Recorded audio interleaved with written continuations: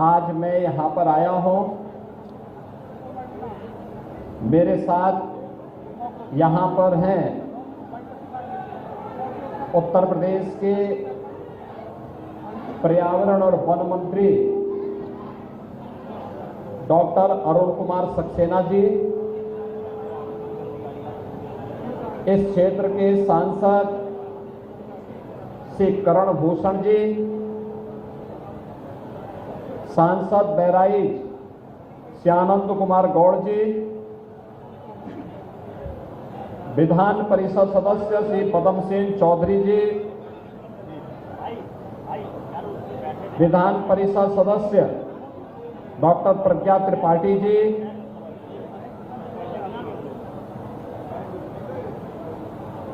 माननीय विधायकगण श्री सुरेश्वर सिंह जी, सुभाष त्रिपाठी जी, श्रीमती अनुपमा जायसवाल जी, श्रीमती सरोज सोनकर जी, राम निवास वर्मा जी, जिला पंचायत अध्यक्ष श्रीमती मंजू सिंह जी,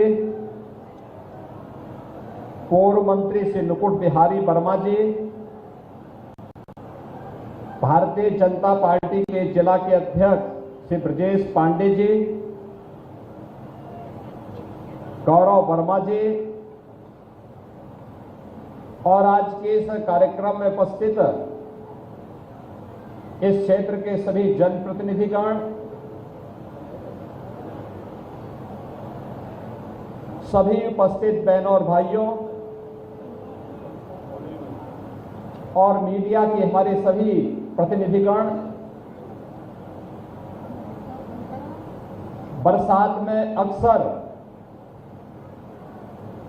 घाघरा नदी के तटवर्ती क्षेत्रों में बहराइच जनपद के अंदर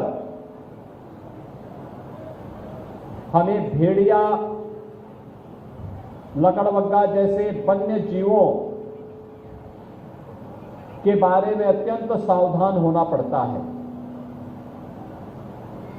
खासतौर पर तब जब नदी का जलस्तर ऊपर होता है और इन वन्य जीवों की माद में पानी घुस जाता है, तो ये वहां से बाहर निकल करके मानव बस्ती की ओर आते हैं और उसके उपरांत यह छोटे बच्चों पर और कमजोर लोगों पर हमला करने का दुस्साहस करता है।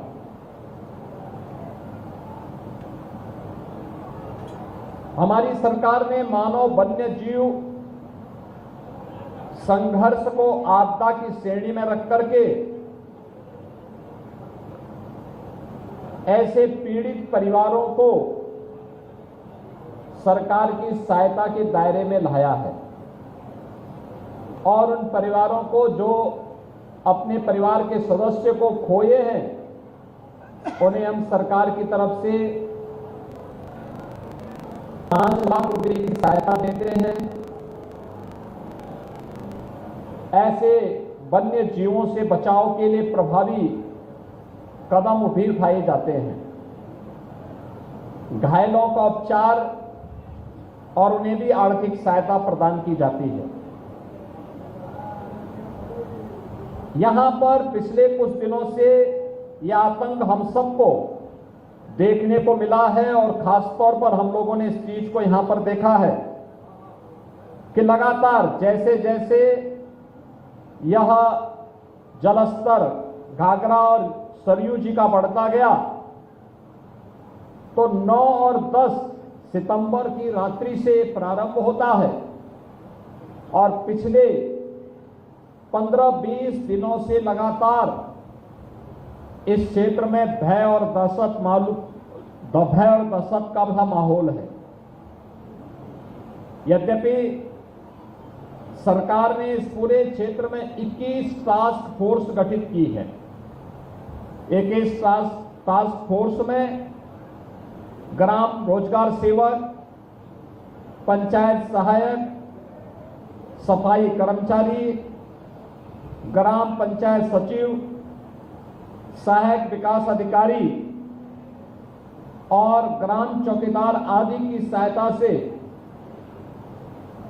यह टास्क फोर्स गांवों में जन जागरण के साथ साथ वन्य जीवों से बचाव के बारे में आवश्यक उपाय करने का कार्य कर रही है। वन विभाग के द्वारा भी 6 टीमें यहां पर वरिष्ठ अधिकारियों के नेतृत्व में गठित की है और विद्युत विभाग के द्वारा, पुलिस विभाग के द्वारा भी लगातार यहां पर कार्य किया जा रहा है। पेट्रोलिंग को बढ़ाया गया है। यहां पर 1437 LED street light, 660 street light, 91 solar light इस क्षेत्र में लगाई गई है। इस सब के बावजूद हमें 4 ऐसे बच्चों को खोना पड़ा है जो इस दुर्दांत हमले में अलग अलग घटना के शिकार हुए हैं। केसरगंज की मझरा टोकली में ज्योति नाम की एक बच्ची को, महसी में भोरी की कुमारी संध्या पुत्री दिनेश को, केसरगंज के अंकेश पुत्र रक्षाराम को और केसरगंज में ही मजरा टोकली में सोनी पुत्री बाबूलाल, इन 4 बच्चों को हमें खोना पड़ा है। 16 लोग अब तक इस भेड़िए के हमले से घायल हुए हैं, जिनमें केसरगंज के मजरा टोकली से श्रीमती शिवरानी पत्री राजीराम, केसरगंज के मजरा टोकली से श्रीमती श्यामरती देवी पत्नी रामकुमार, मजरा टोकली से ही श्री मदन पुत्र रामधनी, नंदवल से श्रीमती चंद्रिका पत्नी भगवती, मजरा टोकली के हरदेई पत्नी रामनरेश, मजरा टोकली के मनीषा पुत्री निरंकार निषाद, मजरा टोकली की अंजलि पुत्री राम मनोरथ और मजरा टोकली की पृथ्वीनाथ पुत्र जगदीश प्रसाद, मजरा टोकली के सूरजलाल पुत्र गणपत, मजरा टोकली की राजाराम पुत्र त्रिवेणी, मजरा टोकली की सीताबी पत्नी शिव प्रसाद, मजरा टोकली की श्रीमती संजू देवी पत्नी गंगा सागर, मजरा टोकली की प्रिंसु पुत्र शोभाराम, मजरा टोकली की अनिकेश पुत्र विजय कुमार, मजरा टोकली की सावित्री पत्नी मनोमान और मजरा टोकली की हरिश्चंद्र पुत्र दुजई। यानी एक ही गांव मजरा टोकली में लगातार भेड़िया ने हमला किया है, कई लोगों को घायल किया है। मृतक बच्चों के परिवारजनों को 5-5 लाख रुपए की सहायता दी है और मैंने अभी प्रशासन से कहा है कि जिनके पास पक्का मकान नहीं है उनको तत्काल एक पक्का मकान दें, और जिनके पास मकान है लेकिन दरवाजा नहीं है वहां तत्काल सरकार की ओर से दरवाजा लगवाने की व्यवस्था भी उनके लिए करवाएं। जिनके घरों में अभी शौचालय नहीं बन पाया है उन लोगों के घरों में तत्काल शौचालय का निर्माण करें। जो लोग घायल हुए हैं प्रत्येक को एंटी रेबीज का वैक्सीन जरूर लगवा लें, जिससे रेबीज फैलने न पाए, क्योंकि हर वन्य जीव में, हर जीव में याद रखना कि उसके काटने से रेबीज फैलने का खतरा रहता है और यह जानलेवा होता है। हर हाल में उसका वैक्सीन इन्हें उपलब्ध करवा दें और सब पे जरूर लगवा लें।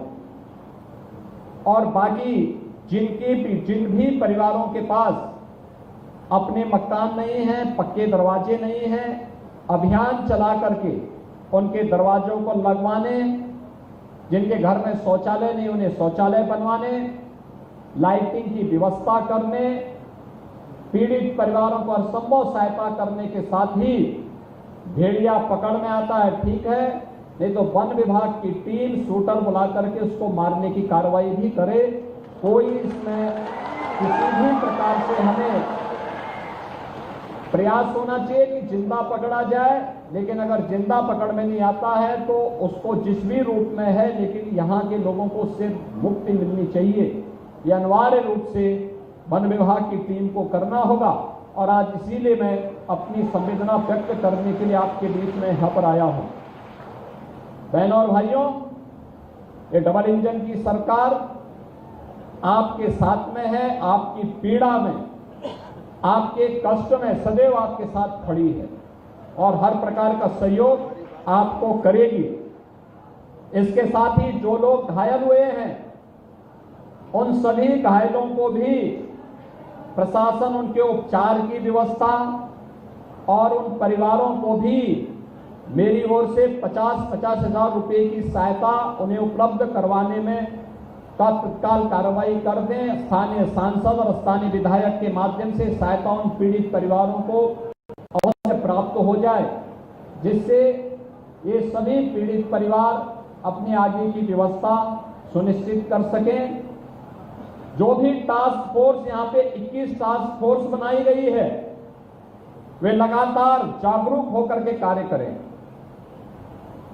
पुलिस की पेट्रोलिंग भी बढ़ाएं और वन विभाग की टीम अलर्ट रह करके ये मजरा टोकरी में जिसमें ज्यादा इसका आतंक है, इसके कोने कोने को छानिए। मैं भी एरियल सर्वे कर रहा था, मुझे 2 जगह कुछ वन्य जीव देखने को मिले हैं।